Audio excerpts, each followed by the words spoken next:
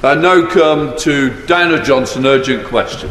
To ask the Minister for the Cabinet Office if he'll make a statement on the government's policy on interim payments for victims of the Contaminated Blood Scandal.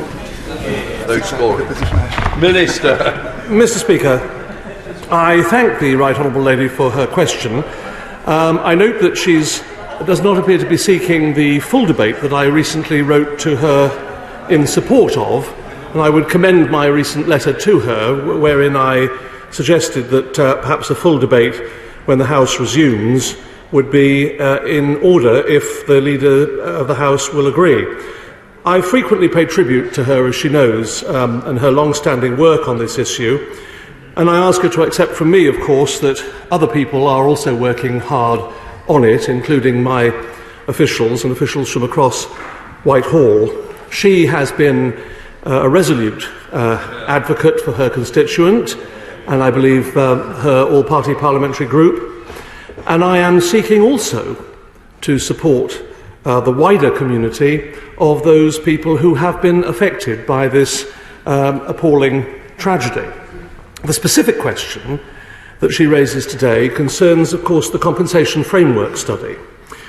Now, this was produced by Sir Robert Francis, Queen's Counsel, and was commissioned by my predecessor in her then capacity as sponsor minister for the Infected Blood Inquiry. I can tell the House that it was delivered to me as the current sponsor minister for the Infected Blood Inquiry only in March. Sir Robert had been asked to give independent advice about the design of a workable and fair framework for compensation for victims of infected blood, one that could be ready to implement upon the conclusion of the inquiry should its findings and recommendations require it. Now, the government published Sir Robert's study some 6 weeks ago on the 7th of June this year. Sir Robert then gave evidence about his work to the inquiry only last week on the 11th and 12th of July, and it was quite detailed evidence, quite lengthy and quite technical and forensic. And Mr. Speaker, as you will appreciate, Sir Robert's study is a comprehensive and detailed one. It reflects the contributions of many victims and their recognised legal representatives, and of campaign groups who have been representing the infected and affected communities so well. In total, Sir Robert makes no fewer than 19 recommendations that span the full spectrum of considerations for the creation, status and delivery of a framework, including non-financial compensation for victims, both individuals who were infected by contaminated blood or blood products and those whose lives were affected after their loved ones or family members received infected blood or infected blood products. The government is grateful to Sir Robert for his thorough examination of these complex questions and the detailed submissions, and I wish to assure all those who've taken part that the government is focused on making a prompt response. But one of Sir Robert's recommendations, of course, and the focus of the Right Honourable Lady's question today, is that the government should consider making interim compensation payments to infected support scheme beneficiaries before a compensation scheme is established, in the interest of speeding up justice and giving some level of assurance and security to those who may not live to see the end of the inquiry. My colleagues and I are particularly and keenly aware of this reality. After all, it was this Conservative government under my right honourable friend from Maidenhead. Order. Just half it's a page. It's a very important debate, but I don't think they've advised him that he's way over time. I don't know who's done the speech for him. Yes. Because I've lots of people who've got to get in and with a lot of business ahead. I'm presuming he's nearly at the end. Yes, Mr. Speaker, just 2 paragraphs left. I'm apologised if I've run over. But yes, Mr. Speaker. I was going to say, though, that my colleagues and I are keenly aware of this reality. After all, it was this Conservative government, under my right honourable friend for Maidenhead, which launched the inquiry in the first place, and it was this government under the current Prime Minister which commissioned the compensation framework study last year. So, Mr. Speaker, in conclusion, I can confirm to the Right Honourable Lady and the House that officials across government are making haste to address this as quickly and thoroughly as possible. However, responsible government requires proper and careful consideration of how complex and important schemes can and should work, and it will take a little more time for the work to be completed. Can I just say that we do need to advise ministers how much time they've got, and when people are putting speeches together, can we please try and work with the time allocated? Because all these people have got a great interest, need to get in. Dame Diana Jones. Mr Speaker, for granting this urgent question today. The response from the Paymaster General is yet again wholly inadequate and insulting to those who've suffered so much over so many years, with over 3,000 people dead, over 419 of them in the 5 years since the public inquiry was called, and on average with one person dying every 4 days. These people cannot wait a day longer than necessary, and as the Paymaster General set out at length, to avoid further delays, in May 21, the Government asked Sir Robert Francis QC to undertake a parallel in-depth review of financial compensation ahead of the overall public inquiry concluding. Sir Robert's found a compelling case for interim payments of at least £100,000 to those infected. Ministers have had these recommendations since March, but refused to publish them, saying they wanted to publish their response at the same time. We waited, and we waited, and then the review was leaked to the Sunday Times newspaper, and the Government finally published in early June, but not with the promised response from the Government. And last week, as the Paymaster General said, Sir Robert gave oral evidence at the public inquiry on the 11th and 12th of July and made the case again for interim payments. Now, the Government have already and rightly granted £30 million in interim compensation to the Post Office Horizon IT scandal, long before its public inquiry concludes, and also interim payments on the Windrush scandal, but not on infected blood. Now, given the undoubted urgency, on the 15th of July, Sir Brian Langstaff QC started a 10-day consultation on using his own powers to recommend interim payments ahead of his final report, to which the Government will need to respond. Now, it's the 25th of July that deadline is set, and that comes after this House enters the summer recess. And as Mr Speaker has repeatedly said, this House should hear announcements first. And after decades of cover-up and appalling treatment, what exactly is preventing the Minister announcing today, before the summer recess, that interim payments recommended by their own independent reviewer will be paid? And if not now, when? What is the timetable for the announcement on interim payments and for a response to the wider review? And can I just ask the Paymaster General, when will we get to see the submission that I'm sure his officials are preparing for submission to the independent inquiry on interim payments that Sir Brian has set up? And I gave some injury time there too, because the Minister overran, but just to remind everybody, it's 3 minutes and 2 minutes normally. Minister. Well, I'm conscious of the Speaker and the Deputy Speaker's admonition about speed, so I can be brief. The Government will need to reflect very carefully on the very detailed evidence that Sir Robert gave only last week. 2 days of evidence, forensic detail, issues such as scope, the types of benefit, the legal issues, the legislative issues. There's a great deal of complexity and interconnectedness in this particular matter. We want to get it right. We will act as we have done as a responsible government throughout this process, and we'll continue to do that. Steve Bryan. Very much, Mr Deputy Speaker. I speak as the chair of the All-Party Group on HIV and AIDS, or one of the co-chairs of it, and due to the sort of ignorance about HIV and a lack of understanding of how it was transmitted, many people assumed that people with haemophilia were infected with AIDS, and it forced so many people to hide their haemophilia for fear of the stigma and the discrimination. And frankly, Mr Deputy Speaker, they've suffered enough. And when I joined the Department of Health as a Minister 5 years ago, the lady from Maidenhead, the former Prime Minister, announced this inquiry, and still we're here. You know, the lady from Kingston's UQ on the last week of term has become a staple. It should not be needed. So can I ask the Minister, is the work underway in identifying people who would be eligible for the interim compensation payment scheme. Is that the ongoing work that's going on, or is the government still considering if there should be such? Because I think that's an important distinction that my constituents affected by this would like to know. The whole matter is still being considered. There were 19 recommendations. My officials are working hard across Whitehall on the matter.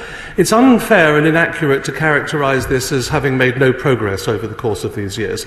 Of course, it made no progress, or hardly any progress, for many, many years after the infected blood scandal began. But since the Right Honourable Lady from Maidenhead began the inquiry, considerable progress has been made and is being made. Laura Anderson. Thank you, Mr. Deputy Speaker. Thank you for granting this urgent question, and can I start by paying tribute to the Right Honourable Member for Kingston upon Hull North for securing this important debate and for her years of campaigning on behalf of the victims of this horrendous scandal. And these excuses just don't wash. We saw at the beginning of COVID, if government wants to move fast, if there's the political will, it can move very, very fast to take action, and that just has been the opposite of making haste with this issue. For too long, the contaminated blood community has been failed by government, ignored by those who've let the demands of those affected fall on deaf ears. As a result of this delay, tragically, many members of the infected blood community will not live to see the outcome of this inquiry. The longer it goes on, the fewer victims will be around to see justice done. Is that what the Treasury is wanting to happen? Justice delayed is justice denied. But this government continues to hide behind more and more reviews. The Paymaster General, as he just said, received Sir Robert Francis' report on the compensation framework study 4 months ago and pledged to respond in due course. But what work is currently underway to respond to the 19 recommendations in his report? How many meetings have been held? What is concretely being done? With one person dying every 4 days as a result of infected blood, how does the Minister justify his department's slow response? The deadline for their response will now fall after this House enters summer recess. But what's to stop him from publishing his response early so that Parliament has the chance to scrutinise and debate the outcome? And does the Paymaster General agree with Sir Robert that there is a moral case for compensation for victims and to get on with this earlier? This inquiry also seeks to investigate why warnings about the safety of blood products may have been ignored, and why plans to make the UK self-sufficient in blood products were scrapped. What is the Minister's assessment on these issues? I pay tribute to the courage, to the resilience, to the determination of the survivors of the contaminated blood scandal and to their families who've stayed in this fight for too long. It's time for answers. Thank you. Thank you. Minister. Well, my officials are working hard with the Department of Health and Social Care and across Whitehall on this matter. As I've said, there were 19 recommendations. There are those 19 recommendations, and we've only just had Sir Robert Francis's evidence last week, and that was very detailed and forensic. So the matter is being given the fullest and speediest and most expeditious consideration, and I would ask her to bear in mind that there are officials across Whitehall who feel just as passionately as I do, and as this House does, about getting this right and about doing the right thing for all those infected and affected. Damien Hines. Thank you, Mr. Deputy Speaker. I very much welcome Sir Robert's comprehensive work, including the recommendation on expedited payments. I've corresponded with the Minister on this on behalf of my constituents. I'm grateful to him for his reply and also in expressing today his understanding fully of the time sensitivity. Can I just therefore join with others in urging him to look not only carefully but very urgently at this case for expedited payments for people who will be in receipt of money through the compensation scheme anyway, given the passage of time, given how much these people have suffered through no fault of their own, through being let down by the system. Minister. Yes, his point and the strength of it is noted. Stevens. Well, thank you, Mr. Deputy Speaker. Can I congratulate my honourable friend for Kingston upon Hull North for securing this urgent question. She chairs the all-party parliamentary group tenaciously and quite superbly. And I want to obviously register the constituent case I have, the Young family. Now, can I ask the Minister, in Sir Robert's evidence in the inquiry last week, he said that there should not be any barrier to starting work now and setting up the compensation framework in advance of the end of the inquiry. He suggested the appointing body being set up in shadow form to then begin appointing panel members and gathering data on claims. So can I ask the Minister, the first recommendation in the report says there's a strong moral case for compensation. Does the Government agree that there's a strong moral case for compensating people affected by contaminated blood? How will the Government ensure those interim payments are also available to bereaved partners, parents and children, many of whom have so far been excluded from any support? And finally, recommendation 15 in the report says that all support payments from the current support schemes should be raised by at least 5% above median earnings and guaranteed for life by legislation or secure government undertaking. Will the Government commit to providing that security? Minister. Well, I thank him for his question, and I recognise the power of the point that he makes about his own constituent, and many honourable and right honourable colleagues around this House will also have constituents who have been affected. I can't, of course, prejudge the matter. Work is ongoing at haste, and there is a lot of analytical work that needs to be done. We will have the answer to those questions just as soon as we can. Kevin Holmrake. Thank you, Mr. Deputy Speaker. One of the first meetings I attended in this place in 2015 was a meeting with the All-Party Group on Contaminated Blood, and I know the campaign had been going on for many years prior to that. I've been contacted by a number of my constituents who have still not received fair compensation. They do not care about compensation, about consultations or compensation frameworks. They need money. This is such a case of injustice, a clear case of injustice. Would my right honourable friend please impress upon the Prime Minister, before he leaves office, to make these interim payments now? Minister. The point he eloquently makes is noted and will be relayed. Catherine West. Mr. Deputy Speaker, my constituent Nick was infected with Hep C. When he died in 2012, he left behind his partner and a tiny baby. 10 years on, this little girl is about to go into secondary school. These families cannot afford any more delay. Will the Minister today pledge that it's not just the living who will receive interim payments, but that it is those who have been so badly affected by the loss of a loved one over these decades? I cannot at this moment prejudge the ultimate decisions in this matter, but I can say to her that the matter has my full attention and has the full attention of officials across government and will be given the attention that it so richly deserves. Richard Holden. Thank you very much indeed, Mr Deputy Speaker, and I speak as a member of the APPG on haemophilia and contaminated blood. With Sir Robert Francis's report recommending the substantial compensation be paid, as the Minister said, to those infected and affected by contaminated blood and blood products, what conversations have taken place with Her Majesty's Treasury to allocate a sufficient budget to cover the costs of this between his department, the Department of Health and the Treasury itself? Minister. Well, I can't speak exactly to his point, but the general point that he makes is a good one, which is, of course, that there are issues across Whitehall and across government that need to be addressed in all of these matters, and that is work, as I've said, that is continuing with DHSC and across government. Christine Jardine. Thank you very much, Mr Deputy Speaker. We all hear today what the Minister says, and we all appreciate that he appears to be genuinely concerned. But does he appreciate that for those of our constituents who have waited decades, too much time has already been wasted, too many people have died, and too many of their families have been left to suffer without the compensation and the justice for which they are so richly deserved?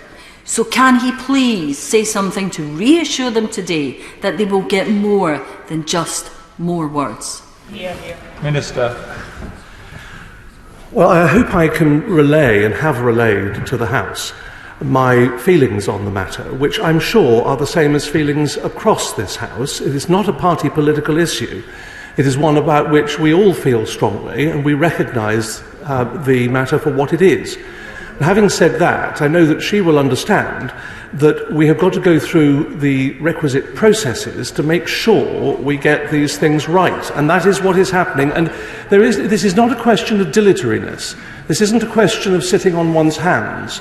Every effort is being made to process this matter as expeditiously as possible. Ian Lavery. Thank you, Mr. Speaker. You know, the contaminated blood victims are entitled to be fed up to the back teeth of bluster, delay and dithering from the government. That's 2 of these victims dying each week. There's 208 victims died in Wales, 548 in Scotland, 100 in Northern Ireland, 3,000 plus in England. That's 419 victims died since the inquiry began in 2019. So Robert Francis stated in recommendation 14 of his report that interim payments should be paid without delay. Can the Minister say, has recommendation 14 actually been costed? And can he tell the House how many times his office has been in touch with the Treasury to discuss the compensation for recommendation 14?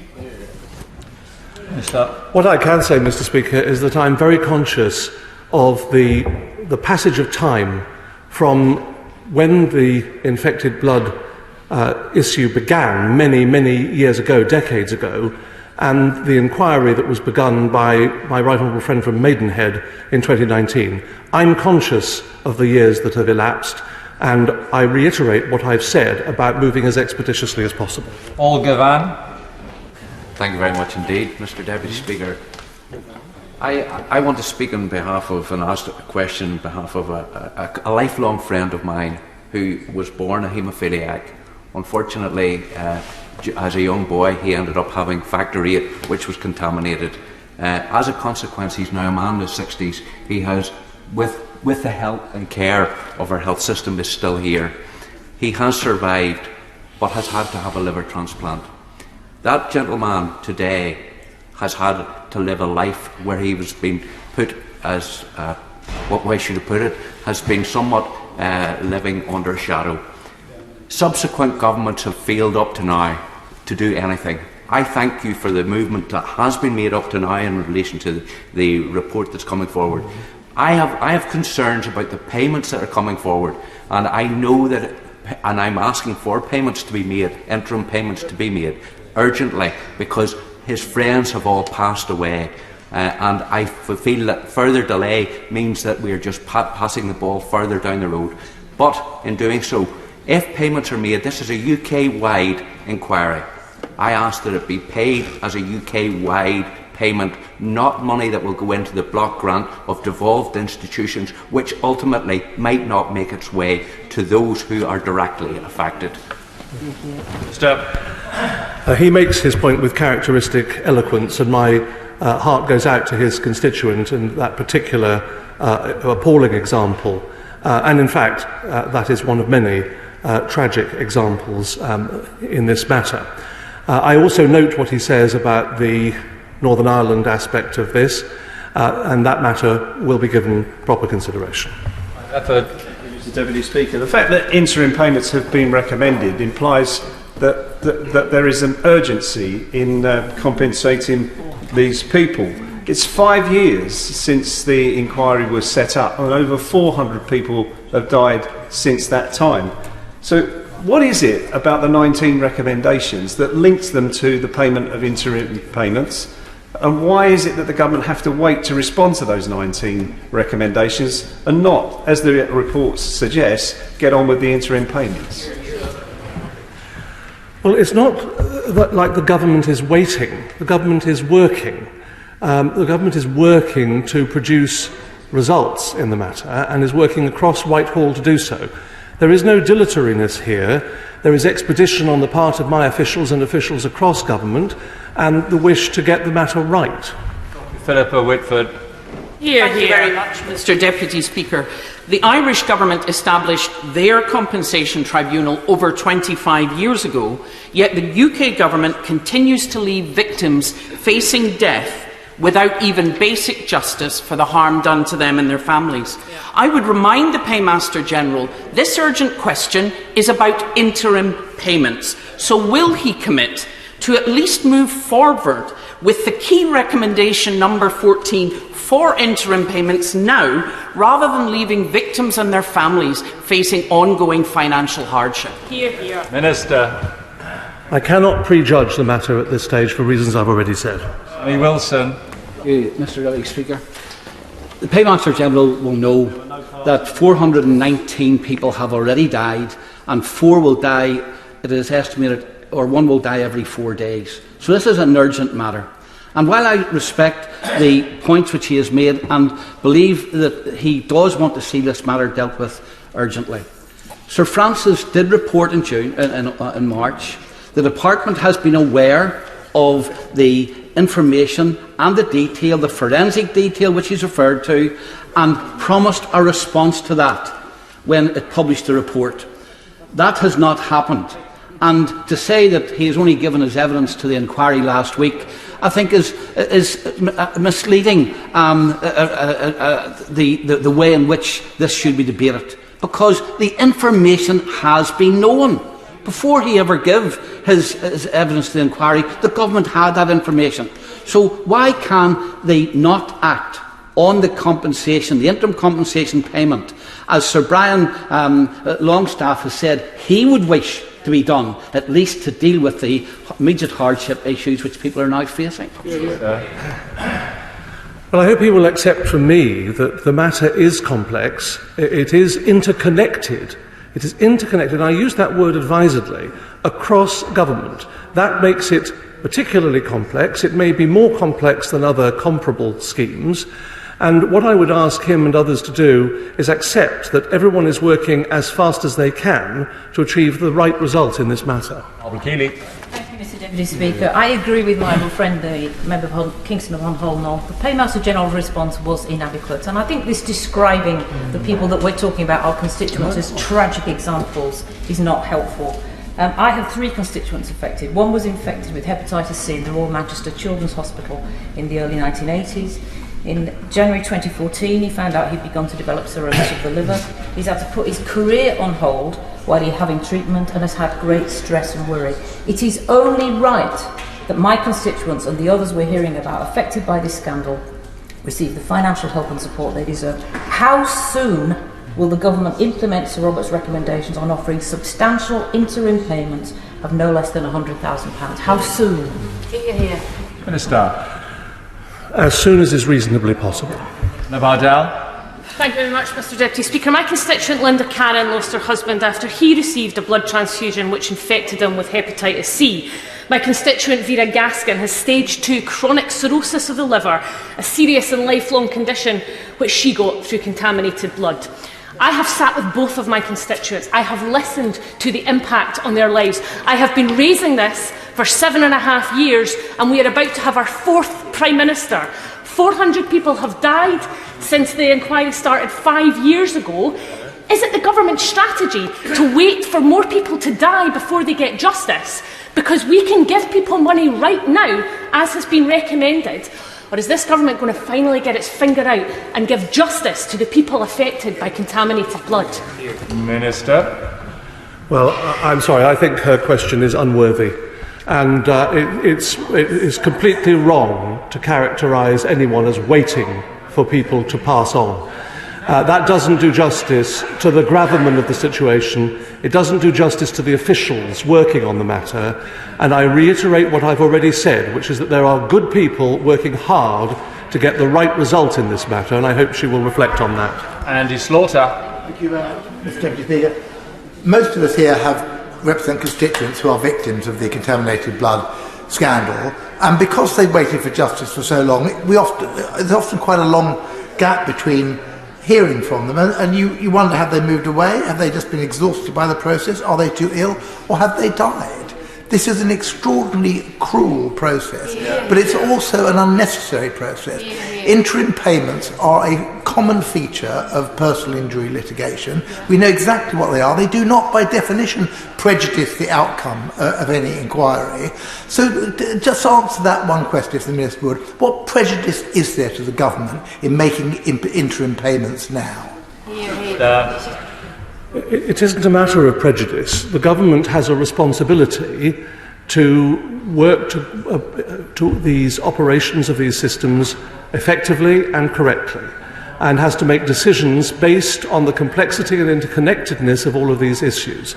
So it isn't a matter of that which he says. What it is a matter of is getting these things right and doing so as speedily as possible. Listen, Thewles. Thank you, Mr Deputy Speaker. I have constituents who were infected and who were affected, left bereaved as a result of the Contaminated Blood Scandal. And I pay tribute to all of the campaigners, to the APPG, to the Fact of 8 campaign, and to everybody who has done so much work over the years on this. Their stories are absolutely seared on my memory, as is the evidence I've seen tweeted out from the inquiry. It's absolutely chilling. Mr Deputy Speaker, people are reported to be dying now at a rate of 1 every 4 days. This community cannot wait. They've already waited and suffered and been let down for far, far too long. So can I ask, what conversations have been had with Treasury officials about the urgency of releasing funds for interim payments right now? Hear, hear. Well, I thank her for her question, and it is well understood that the matter is urgent and important. It's also understood that it is complex and interconnected, and I can assure her that questions like this in the House and the points that she and others have made help reiterate, if that were needed, that the matter should be dealt with as expeditiously as possible. Mr Deputy Speaker, can I first of all thank the Right Honourable Lady for Kingston on Hull North for her dogged perseverance, and we are all indebted to her for our sterling efforts. Minister, with more than 400 people dying since the publication of the report in 2017, 5 years, and every one of those deaths has been a tragedy in itself, and I know the Minister appreciates that as well. It is clear that time is of the essence, and the time is now to do the right thing. So can the Minister commit to a reasonable timescale to put those contaminated blood victims and families' minds at ease who have suffered so far considerable stress and anxiety due to poor health firstly, but also to extreme financial difficulties? As every day goes by, the financial difficulties and debts mount up. Time is of the essence. Minister. I accept his point and the premise of it, that time is of the essence, and I accept the point that he eloquently makes about each day that passes. I am very conscious of that, and those working with me are very conscious of it, and I ask him to accept that. Mr Wishart. And thank you ever so much, Mr Deputy Speaker. And there is no good reason why these interim payments cannot be made. But when we first raised issues about contaminated blood some 20 years ago, we were repeatedly told that no wrongful practices were employed. Andy Burnham has now conceded at the inquiry that he and his then ministerial team were given lines by officials that he now knows to be false, and that this has had an impact on real lives. What has been done to have this misinformation addressed, and will he commit to an inquiry over and above Sir Roberts about why MPs were misled at that time by officials? Minister. Well, I can't commit to that. I'm not aware of the matter in detail that he raises. I have seen no evidence of officials giving deliberately incorrect information, but I will look into the matter. I'd like to thank the Right Honourable Lady for her urgent question and the Minister for responding.